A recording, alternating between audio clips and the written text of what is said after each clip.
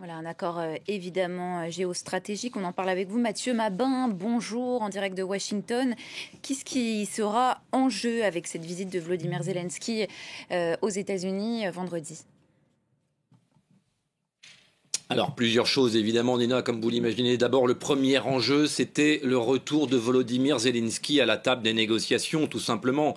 Ce qui, au regard des dernières déclarations de Donald Trump, était loin d'être acquis.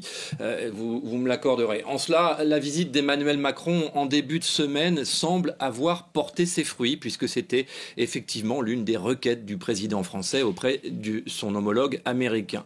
Même s'il ne s'agit pas encore d'asseoir Vladimir Poutine, Volodymyr Zelensky, les Européens et Donald Trump à une seule table, évidemment, le président américain et son homologue ukrainien se parlent, alors qu'il y a encore quelques jours, Donald Trump considérait que Zelensky était un dictateur qui avait déclenché la guerre, vous vous en souvenez.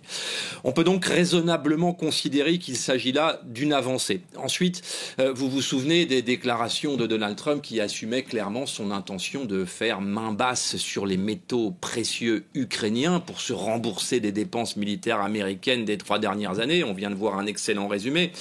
Donald Trump parlait alors d'un accord d'exploitation du minerai ukrainien à perpétuité et pour un montant minimum de 500 milliards de dollars.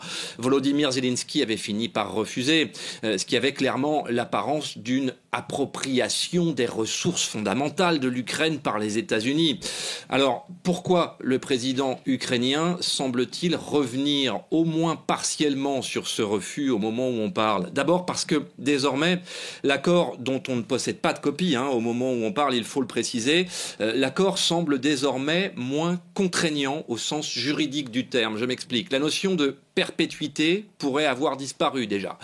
Et dans les déclarations de Donald Trump, le montant dont pourraient désormais bénéficier les États-Unis pourrait être calqué sur les dépenses réelles du département du Trésor américain dans le conflit en Ukraine. Mais c'est là qu'il y a encore une inconnue. Donald Trump a beau être régulièrement contredit par ses interlocuteurs, comme l'a fait Emmanuel Macron lors de sa visite lundi, le président américain affirme toujours avoir dépensé 350 milliards de dollars d'aide militaire et financière. Un chiffre largement surévalué en réalité, puisque le département du Trésor fait plutôt état d'un montant avoisinant les 165 milliards de dollars, même si le chiffre est approximatif. À quelle somme fait référence Donald Trump lorsqu'il parle de se rembourser sur les ressources minières ukrainiennes? C'est l'une des questions qui reste ouverte aujourd'hui et non des moindres, ces questions.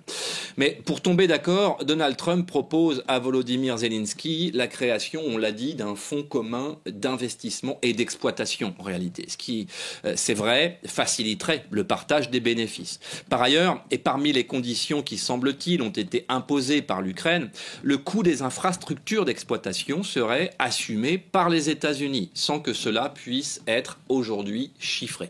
Et enfin, il reste un dernier point qui sera probablement le sujet le plus sensible lors de la rencontre entre les deux hommes vendredi ici à Washington.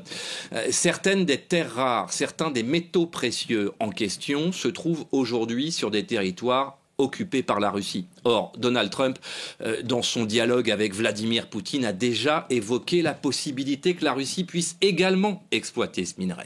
Ce qui, de facto, sous-entend que ces territoires pourraient rester sous contrôle russe. Et là, pour Zelensky et concrètement pour toute l'Ukraine, cela risque de poser problème. Et en amont de cette visite, Mathieu, ce sera au tour de Keir Starmer, le Premier ministre britannique, de faire le déplacement à Washington pour essayer de rapprocher Donald Trump de l'Europe. C'est un exercice diplomatique extrêmement périlleux qui s'annonce. Oui, un Britannique pour rapprocher Donald Trump et les Européens. Avouez que cette guerre en Ukraine aura quand même accouché de quelques épisodes diplomatiques qu'on pourra qualifier d'inattendus, pour être correct. On aura au passage une pensée émue pour les Anglais qui ont voté contre le Brexit il y a quelques années, mais ce n'est pas le sujet. La démarche du Premier ministre britannique s'inscrit ici dans la continuité des rencontres de l'Élysée il y a quelques jours, celles que vous avez couvertes, évidemment, tout près de chez vous. Le Britannique se prépare avoir à faire le service après-vente du français. Il sera notamment question du déploiement d'une force multinationale à dominante européenne. Cette proposition clairement formulée par Emmanuel Macron lundi et accueillie avec enthousiasme par Donald Trump. De quoi va-t-il s'agir concrètement avec cette force? La question n'a pas vraiment été posée par le président américain jusqu'à présent, mais un plan qui consisterait à regarder les Européens dépenser pour entretenir une force qui pourrait assez facilement atteindre les 30 000 hommes, pendant que les États-Unis n'envoient en Ukraine que leurs entreprises d'exploitation minière. On comprend que la Maison-Blanche trouve ce plan attrayant.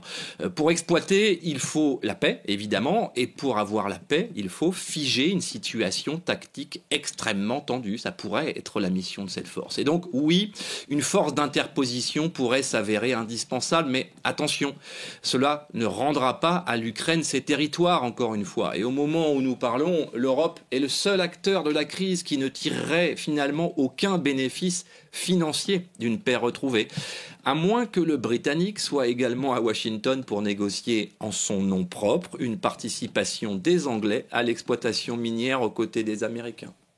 Mathieu Mabin en direct de Washington. Merci pour votre décryptage, Mathieu.